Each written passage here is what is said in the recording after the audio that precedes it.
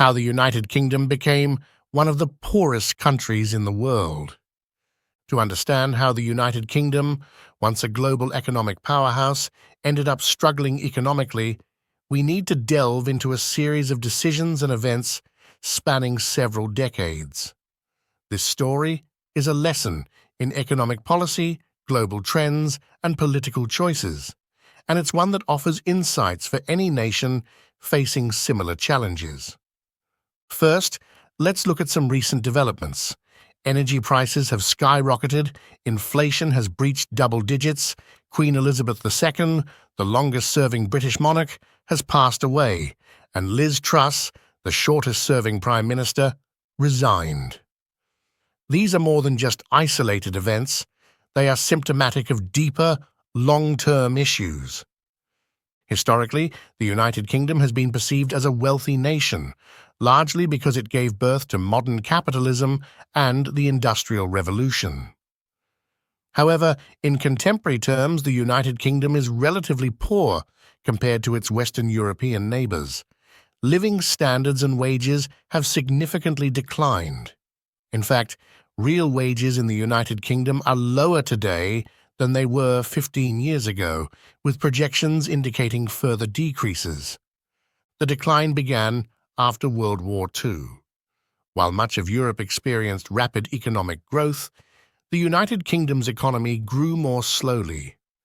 By the 1970s, the British public was engaged in a national debate about why the country was falling behind. Once the heart of a vast empire, the United Kingdom had become a more insular and sluggish economy. In the 1980s, Prime Minister Margaret Thatcher initiated significant changes. She deregulated markets, weakened labour unions, and elevated the financial sector, particularly in London. These neoliberal policies had mixed effects. On one hand, the financial sector boomed, and London became one of the world's leading financial hubs. On the other hand, traditional industries and manufacturing sectors suffered. The United Kingdom, which had grown rich as the world's factory during the 19th century, transitioned to becoming the world's banker by the 21st century. The 2008 global financial crisis was a turning point.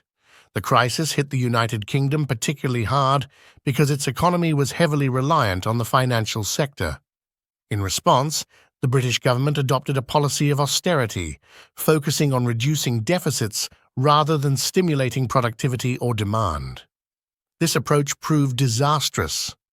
Real wages fell for 6 consecutive years, and the country entered a period of economic stagnation. During this time, conservative politicians deflected blame from their policies by pointing fingers at external scapegoats, the European Union, immigrants, and asylum seekers. This rhetoric resonated with a segment of the population that was experiencing declining living standards and was looking for someone to blame. This environment of discontent and fear contributed to the decision to leave the European Union, a move known as Brexit. Brexit has had profound economic consequences. It marked a significant shift towards economic isolation, reducing immigration, exports, and foreign investment. These changes have further shrunk the United Kingdom's economy. While some saw Brexit as a way to regain sovereignty and control, it has also limited the country's access to vital economic resources and markets. Over the past few decades, the United Kingdom has consistently prioritized finance over industry. The government chose austerity over investment, and voters opted for a more closed economy over an open one.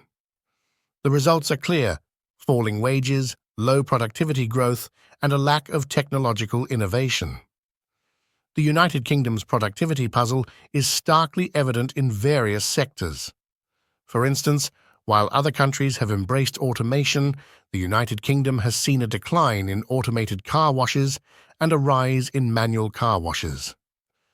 This quirky example highlights a broader issue. The United Kingdom manufacturing sector has significantly less technological automation compared to other wealthy countries.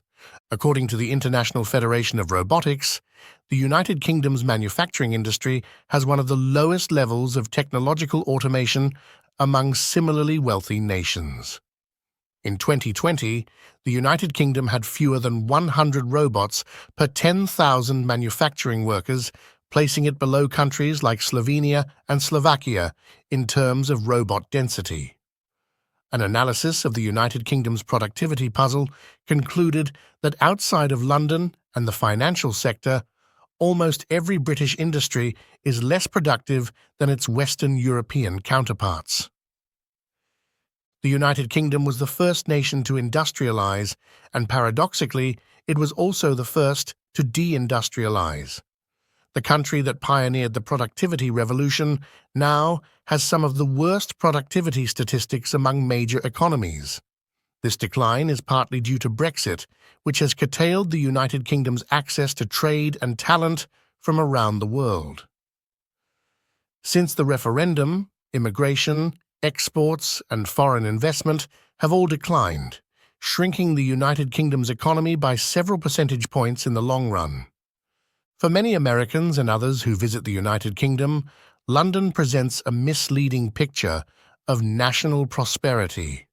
London's financial success masks the broader economic weaknesses of the country. If you exclude London from the equation, the rest of the United Kingdom would be one of the poorest regions in Western Europe. London's economy is heavily dependent on providing services to wealthy foreigners, including oligarchs from the Middle East and the former Soviet Union. This reliance on a narrow economic base is precarious and unsustainable. The United Kingdom is now caught between left-wing resistance to economic growth and right-wing resistance to openness. On the left, there's a growing movement called degrowtherism, which argues that rich countries should stop seeking growth to save the planet. On the right, the electorate is dominated by older voters who are more concerned with cultural issues than economic competitiveness. For example, in the 2019 general election, most working-age people did not vote for the Conservative Party, which won a significant majority. This indicates a shift in priorities among voters, with a significant portion of the electorate being economically insulated and less concerned about growth. The United Kingdom serves as a cautionary tale for other countries facing similar challenges of deindustrialization, degrowth, and xenophobia. By choosing finance over industry and adopting a closed economic stance, the United Kingdom has weakened its economic resilience. The resulting decline in living standards has fueled public frustration and blame-seeking behavior, with politicians exploiting these sentiments for their own agendas. While the United States has its own unique set of problems, there are parallels to be drawn.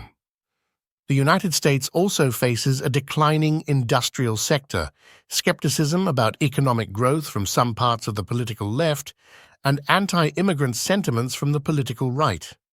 The United Kingdom's experience shows that rejecting industrialization, productivity, and globalization can lead to economic and social instability rather than prosperity. In summary, the United Kingdom's economic decline is a result of decades of policy choices that favored finance over industry, austerity over investment, and economic isolation over openness. These decisions have led to falling wages, low productivity, and a lack of innovation, trapping the country in a cycle of economic stagnation. The story of the United Kingdom is a powerful lesson for other nations on the importance of balanced economic policies and the dangers of turning inward in an increasingly interconnected world. Thank you for watching. Don't forget to like, comment, and subscribe. Watch more videos by clicking on this video right over here.